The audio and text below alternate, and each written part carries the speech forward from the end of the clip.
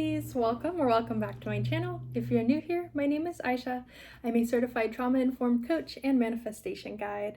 This is going to be a part 2 sort of our video on persisting when the 3D is showing the opposite. And I did cover a little bit about the first couple things that you can do when you're starting to see the circumstances are not showing in your favor. And today's lesson is going to be building on that. So thank you again to everyone who participated in the poll. I will have another poll next month for what kind of video you'd like to see to really tailor my content to my viewership. Thank you to my subscribers again for tuning in, and thank you to everyone watching. I know that this lesson is going to be very helpful to illustrate what it means to shift your focus. So I actually just had this thought right now, and I was thinking about how manifestation requires us to focus on specific things. And a lot of times we're finding difficulty in manifesting because the circumstances are opposite of what we want. And so I have this coin, and I want to use this coin to illustrate what it means to shift your focus. So you can only see one side of the coin at a time. Right? So we've got a head on one side and we've got this little seal on one side. This is an American 50-cent piece, for those of you who don't know. But with this coin, we can only ever see heads or tails at one time. And it's just like anything that has two sides. You know, I have this coaster, it has two colors. I can only ever use the gray side or the beige side. I cannot use them both at the same time for the coaster to function. You know, it's the same as this envelope. So the envelope is either in the open position or it's closed. And if it's closed, I can't access that pocket. And if it's open, it's exposed, right? So there's only two states that it can be in. The same goes for our focus.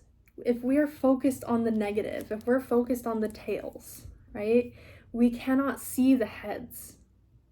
If we're focused on the negative and the depression and the anxiety and the fear and the misery around us, we are not focusing on the positivity and the optimism and the opportunity available to us. We cannot focus on both sides of the coin at the same time. We just can't. Our focus is like a tunnel. Okay, so if you were to block the sides of your view, you can't see either way. You're only in one direction. You can only focus on what your eyes can see ahead of you. And in the same way, your consciousness can only focus on one thing at a time. Now, you may be able to switch back and forth between the two sides of the coin very quickly. You might go positive, negative, positive, negative, positive, negative all day long. You may be very good at switching. I know I've gotten very good. When I start to notice myself in a negative state, I'm like, okay, I have to do something to get myself back to a positive state because this isn't working for me.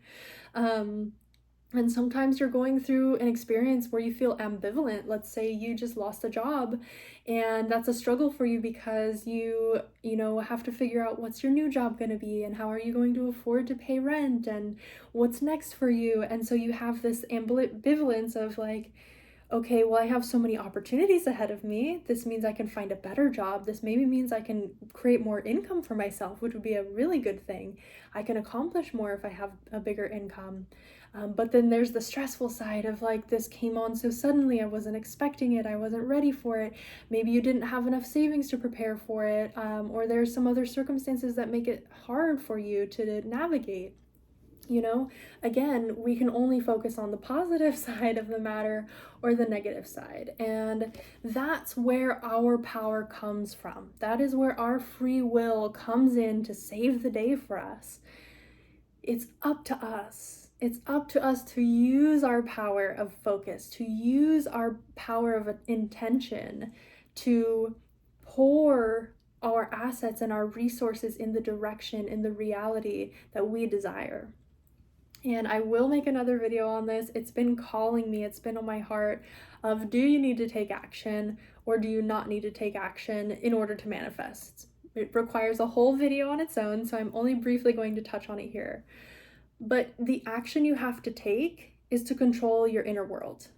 The action you have to take is to ask yourself, what do I want in this moment? What would make me feel good in this moment? What would bring me peace, gratitude, happiness in this moment? What can I do for me? How can I take care of me? Right? That's all you have to know is, what do you want?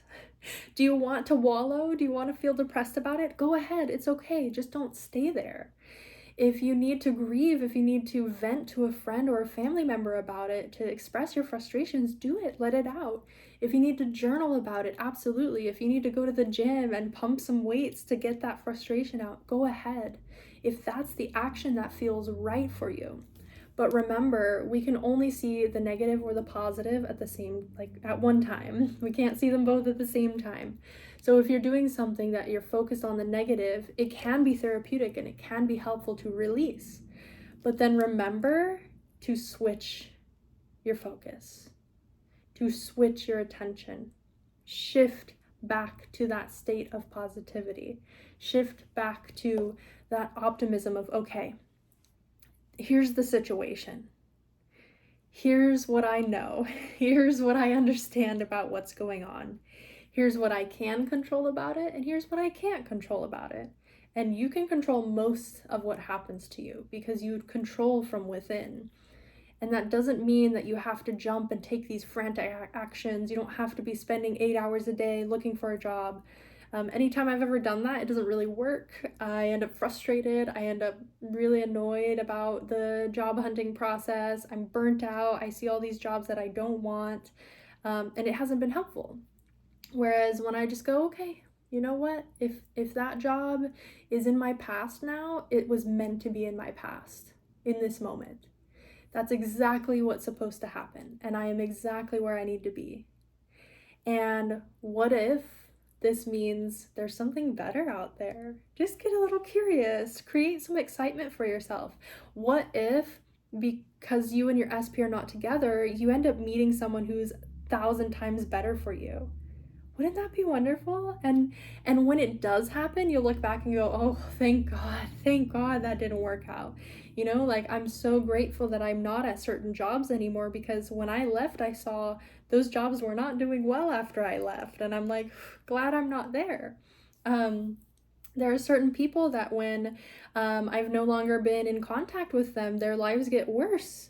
And I'm like, wow, you know, that means I had a profound impact on their life. And sometimes even their lives get better. And I'm like, oh, thank God that I'm not holding them down anymore. I'm not bringing them trouble. Like, that feels just as good to me as if I'm just trusting that my process is taking me where it needs to be. It feels even better to know that everyone around me, if my presence is not there, it's working out for everyone.